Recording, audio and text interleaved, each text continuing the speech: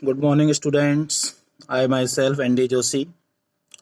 I hope you are all with your family members. Stay home, stay safe. Today, I am going to start the third chapter of poetry, and the title is On His Blindness by John Milton. आज हम जिस poem को describe करने के लिए जा रहे हैं, जिसको पढ़ने जा रहे हैं, उस पोयम का टाइटल है ऑन हिज ब्लाइंडनेस, अर्थात अपने अंधेपन पर। And the poet is John Milton, और इसके जो कवि हैं वो हैं जॉन मिल्टन। इस पोयम में पोएट हमको बताते हैं कि जब वह अंधे हो गए तो उस समय उनको क्या दुख महसूस हुआ, क्या कष्ट महसूस हुआ, उस बारे में उन्होंने इस पोयम में हमको डिस्क्राइब किया है। Actually this poem is a sonnet, and sonnet is a kind of poem which consists 14 lines. Sonnet कविता का एक वह प्रकार होता है जिसमें 14 पंक्तियों की कविता शामिल होती है। Now let us study the poem.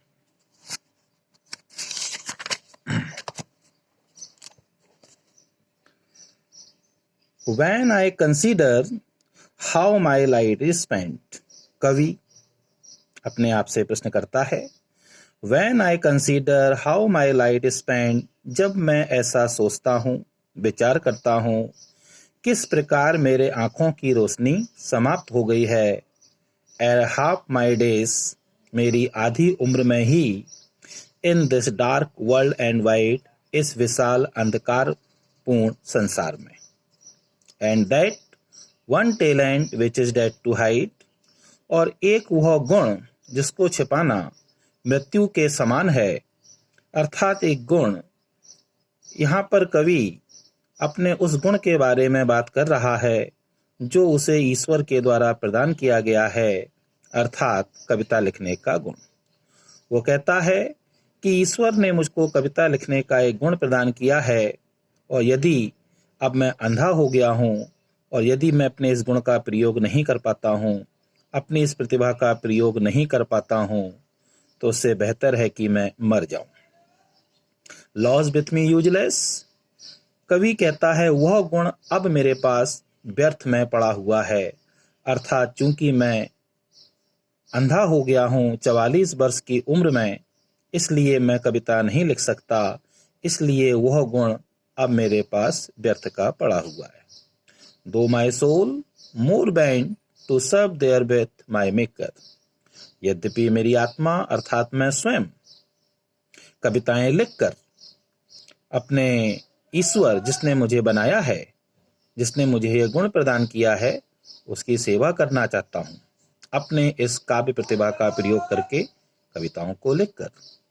And present my true account, और जब मैं मरने के बाद ऊपर जाऊं तो मैं अपना सच्चा लेखा जोखा ईश्वर के सामने प्रस्तुत कर सकूं कि उसने जिस कार्य के लिए मुझे इस धरती पर भेजा था, उस कार्य को मैंने अच्छी प्रकार से समाप्त किया। लेस्ट ही रिटर्निंग चाइल्ड, तभी कवि एक बच्चे की तरह जिद करते हुए शिकायत करता है। Does God exact day labour light day night, क्या ईश्वर अब भी मुझसे दिन भर का परिश्रम चाहता है, अब भी वो चाहता है कि मैं कविताएं लिखूं, जबकि मेरी आंखों की रोशनी उसने खुद मुझसे छीन ली है। आई फॉन्डली आस्क, कवि मूर्ख व्यक्ति की तरह यह प्रश्न ईश्वर से करता है, यह शिकायत ईश्वर से करता है। But patience to prevent that murmur soon replies, लेकिन शीघ्र ही उसकी अंतरात्मा उसकी इस शिकायत का जवाब उसको देती है और कहती है, God does not need either man's work or his own gifts, ईश्वर जो है वह ना तो मनुष्य के कार्य को चाहता है, ना उसके द्वारा दिए हुए उपहार अर्थात जो गुण उसने भिन्न भिन्न लोगों को प्रदान किए हैं उनको वह वापस नहीं चाहता है, उनके बदले में वह मनुष्य से कुछ भी नहीं चाहता है। Who best bear his mild yoke, और ईश्वर कहता है जो उसके द्वारा दिए गए कष्टों को प्रेम पूर्वक सहते हैं, दे सर्व हिम बेस्ट। वही ईश्वर के सच्चे उपासक होते हैं, वही ईश्वर की सच्ची सेवा करने वाले होते हैं। फिर कवि कहता है, फिर हिज स्टेट इज किंगली, वो कहता है कि ईश्वर का राज्य तो शहंशाहों के समान होता है। Thousands at his bidding speed, उसके पास हजारों देवदूत होते हैं। And post over land and ocean without rest, और उसके ये देवदूत बिना विश्राम किए हुए धरती, समुद्र, आसमान हर जगह विराजमान रहते हैं, हर जगह उसके आदेश के इंतजार में तत्पर खड़े रहते हैं। They also serve who only stand and wait. अंत में कवि यह कहना चाहता है कि वे लोग भी ईश्वर की सच्ची सेवा करते हैं, जो उसके आदेश के इंतजार में खड़े रहते हैं और इंतजार करते हैं, जो उसके आदेश के इंतजार में खड़े रहते हैं और इंतजार करते हैं। अर्थात इस पोयम को में हमने देखा कि पहले स्टेंजा में कवि जो है वह ईश्वर से शिकायत करता है कि जब वह 44 वर्ष का था तो उसकी आंखों की रोशनी ईश्वर ने छीन ली, इसलिए वह ऐसा सोचता है कि उसके पास एक गुण है जो ईश्वर के द्वारा उसको दिया गया है, और वह गुण है कविता लिखने का गुण। लेकिन चूंकि वह अंधा हो गया है, इसलिए वह कहता है कि वो अब कविताएं नहीं लिख सकता, इसलिए यह गुण उसके पास व्यर्थ में पड़ा है। इससे अच्छा तो यह है कि वो मर जाए।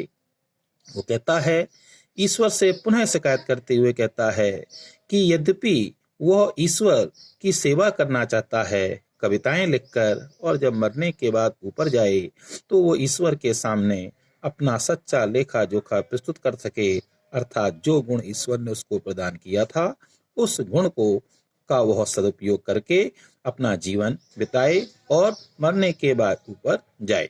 तभी वो कहता है लेस कि क्या ईश्वर अब भी उससे दिन भर का परिश्रम चाहता है, जबकि उसने खुद ही उसकी आंखों की रोशनी छीन ली है।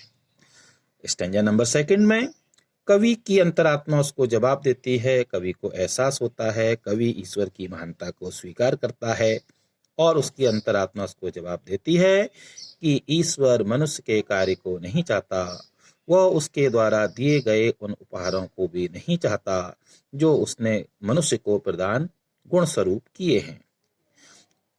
कवि कहता है, या कवि की अंतरात्मा उससे कहती है कि जो लोग ईश्वर के दिए हुए कष्टों को बिना कष्ट सहे, बिना शिकायत किए प्रेम पूर्वक सहते हैं, वे भी ईश्वर की सच्ची सेवा करते हैं। कवि कहता है अंत में, ईश्वर का राज्य तो शहंशाहों के समान होता है, उसके पास तो हजारों देवदूत होते हैं जो उसके लिए धरती, समुद्र और आसमान में विराजमान रहते हैं और उसके आदेश का इंतजार करते हैं और प्रतीक्षा करते रहते हैं। इसलिए मनुष्य को अपने किसी भी गुण पर घमंड या अभिमान नहीं करना चाहिए, और ईश्वर जिस हाल में मनुष्य को रखे उस हाल में उसको प्रसन्न रहना चाहिए। Now I am telling you the summary of this poem. The poem on his blindness is composed by John Milton. Kavita on his blindness जो है वह जॉन मिल्टन द्वारा रचित है। It is a personal sonnet of the poet. यह कवि की एक व्यक्तिगत 14 पंक्तियों की कविता है। In this poem we see the poet's sorrow at his premature blindness. इस कविता में हम कवि का समय से पहले अंधे हो जाने के दुख को देखते हैं। The poet became blind when he was only 44 years old. कवि जब केवल 44 वर्ष का था तब वह अंधा हो गया। The poet thinks that now he cannot use his poetic talent. कवि कहता है, सोचता है कि अब वह अपनी काव्य प्रतिभा का प्रयोग नहीं कर सकता। He thinks that God will scold him for this. वो सोचता है इस कार्य के लिए ईश्वर उसको डांटेगा। But soon he rejects this idea. लेकिन शीघ्र ही वह अपने इस विचार को त्याग देता है। And says और कहता है that God is great and kind. ईश्वर तो महान है, ईश्वर तो दयालु है. He does not want man's work for his service. उसे अपने सेवा के लिए मनुष्य के कार्य की आवश्यकता नहीं होती है. He is the master of the world. वह तो इस संसार का मालिक है. He has thousands of angels. उसके पास तो हजारों देवदूत हैं. Who work for him on land, ocean and in the sky. जो उसके लिए धरती, समुद्र और आसमान में कार्य करते रहते हैं. So man should give up his pride and should surrender himself completely to God. इसलिए मनुष्य को अपने किसी भी गुण पर अभिमान घमंड नहीं करना चाहिए और ईश्वर जिस हाल में उसको रखे उस हाल में उसे ईश्वर के प्रति अपने आप को समर्पित कर देना चाहिए. It is the true service of God. यह भी ईश्वर की सच्ची सेवा है. Dear students, I think आपको पोयम भी समझ में आई होगी, आपको समरी भी समझ में आई होगी. इस पोयम को 2-3 बार पढ़ें और उसके बाद इस समरी को याद करें. Bye bye, have a good day.